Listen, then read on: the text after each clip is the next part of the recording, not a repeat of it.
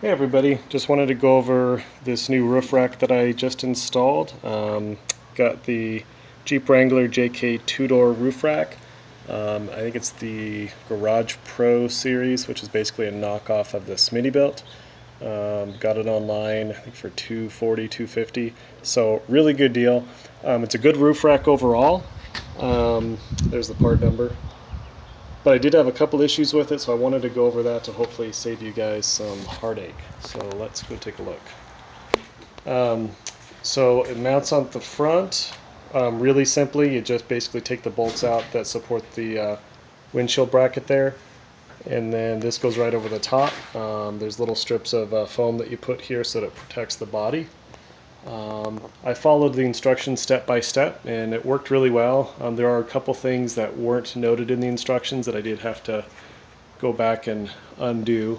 One of which is these side support bars here.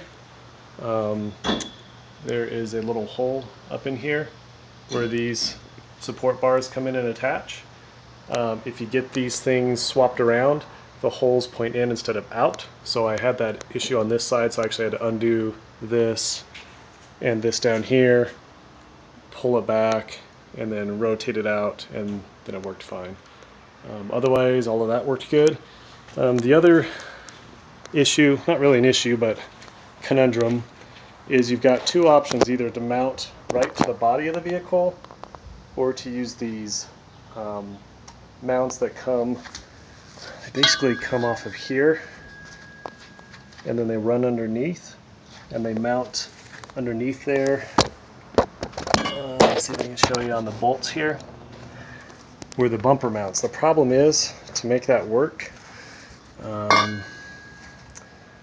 you would probably have to cut some sort of a hole here in the bumper and really try to fish that through.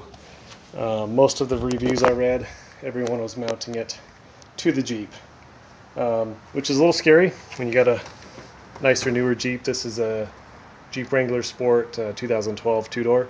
Read the instructions, decided to just man up and do it. Wasn't really bad. I would recommend getting a titanium drill bit.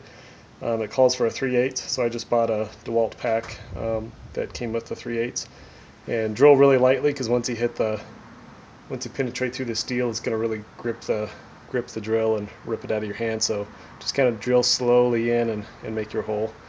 I created some guide holes there. Again, the instructions show you how to do it. I used this distance here as my reference place, and then it'll show you how to make a template so you can create the holes. You do have to pop off the rear tail light, but there's only 4 screws here and here that have to come off, and then you have access to the inside where you put another mounting bracket. That was pretty easy. Let's see, anything else that was an issue? That's pretty much it. The only other thing I ran into was these come with it, and you put the bolt through, and then this is supposed to cinch down up on top here. But as soon as you start to cinch it, the little part of the inside there where you got the threads almost immediately busted out of the inside there, and now it's just sitting loose. So most of the reviews I read, guys just went ahead and got a different nut that they put on the end there and cinched it down. Also read some other reviews where guys were doing a plastic seal over the joints here so that rainwater wouldn't get in there and get into the tubes. I think that makes a lot of sense. I'll probably do that as well. Other than that, it's pretty solid. It really doesn't shake or wiggle at all. I imagine once you get up to some higher speeds, it might shake a little bit.